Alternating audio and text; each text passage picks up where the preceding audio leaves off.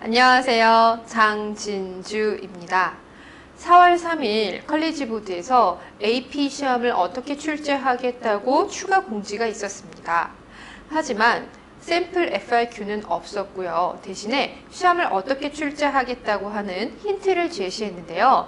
문제 유형과 그 다음에 기존의 어떤 문제와 유사했는지 그리고 날짜와 시간에 대해서 살펴보겠습니다.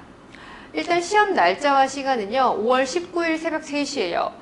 실화입니다.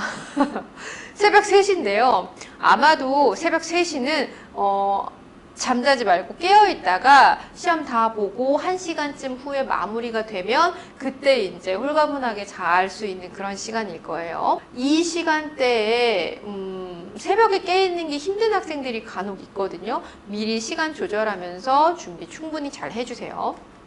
그리고 시험 문제 푸는 시간은요. 문제 총 2문제고 2문제 중에 1번 문제를 25분 동안 풀어요. 그리고 이 문제는 전체의 65%의 비중을 차지하고 이 문제를 답안을 써서 업로드를 하고 나면 이제 두 번째 문제를 푸는데 15분 동안 풀어요.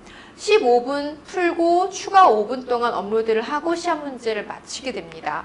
이 업로드 할 때는요, 핸드폰으로 사진을 찍어서 업로드를 하겠죠. 근데 여러분 업로드 하기 전에, 시험 보기 전에 미리 휴대폰에 사진 찍는 사이즈를 가장 큰 걸로 준비를 해 두시길 바랍니다. 그래야 본인들의 글씨가 충분히 잘 알아볼 수 있게 사진에 나올 거예요.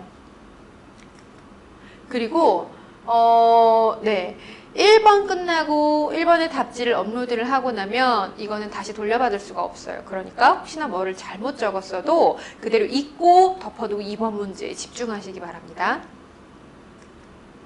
그리고 문제의 유형은요. 퀘스천 넘버 1, 1번 문제는 기존의 FRQ 넘버 1과 같고요. 이 1번 문제는 실험 데이터 해석이었죠.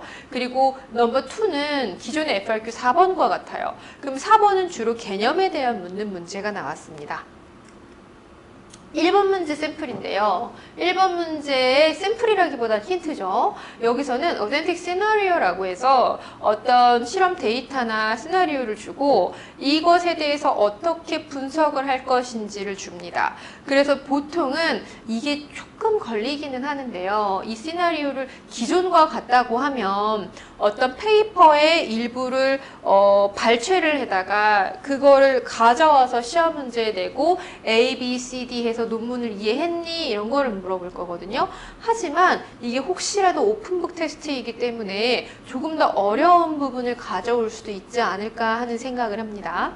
그리고 파트 A, 자 A, B, C, D로 나온 이것들은 괄호 A, 괄호 B, 괄호 C, 괄호 D에 나왔던 그런 문제들이고요. Describe, Explain 어렵지 않아요. 그런데 이것들을 할 때 Describe, Identity, Analyze, Prediction 이런 것들의 차이는 모든 것들은 주어진 것을 바탕으로 해석을 하라는 거지 절대로 우리한테 상상을 하시오, 이미진을 하라고 하는 게 아닙니다. 매우 중요하죠. 그리고 그러려면 바이올로지컬 컨셉을 찾아봐야 되는데 우리 교과서에서 미리 플래그 테이블 붙여놓거나 개념 머릿속에 떠오르는 단어들 매칭시키는 것들 잘 하셔야 되고요. 그리고 두 번째 문제는요. Phenomenon with disruption이라고 했는데요. 이 부분도 조금 걸려요. Phenomenon with disruption이라고 하는 거는 기존에 있었던 현상이나 이론에 대해서 약간의 일치하지 않는 부분들이 생기는 그런 어떤 문제가 있을 수 있어요. 그런 문제에 대해서 어떻게 분석을 하라고 할지 묻는다는 겁니다. 그러면은 파트 A, B, C, D 마찬가지로 describe, explain, predict, support, justify 나왔는데 이거는 방금 얘기했었던 거죠. 상상하지 말라. 그럼 상상을 안 하면요. 있는 데이터를 갖고 그 트렌드를 봐서 어떻게 될 거라고 예상을 하는 겁니다. 예상과 상상은 달라요. 그리고 support or justify 하라고 하는 거는 이런 데이터들에 대해서 너의 생각과 어떤 에비던스를 가지고 support를 해라. 그러니까 너는 이거를 뭐라고 할까요? 이거를 입증할 수 있겠니? 이런 걸 물어보는 거죠. 그래서 우리의 시험은 이렇게 출제된다고 하고요. 여러분 미리 준비해야 할 것들 잘 챙기시고 그리고 실험 분석은 아마도 연습이 충분히 되어 있다면 크게 어렵지 않게 어떤 문제가 나와도 술술 풀어낼 수 있을 거예요. 하지만 그것을 장착하고 몸에 체화시키는 그게 조금 어려울 수는 있어요. 그래서 실험이 어떻게 구성되어 있고 그것들을 데이터를 써내고 분석하는 방법들을 반드시 차근차근 한 번씩 하시기 바라고, 그것들은 우리의 캠벨 바이올로지 교과서에 아주 자세히 다 적혀 있거든요. 꼭 반드시 섭렵하고 시험 보시기 바랍니다. 화이팅! 잘할 수 있어요.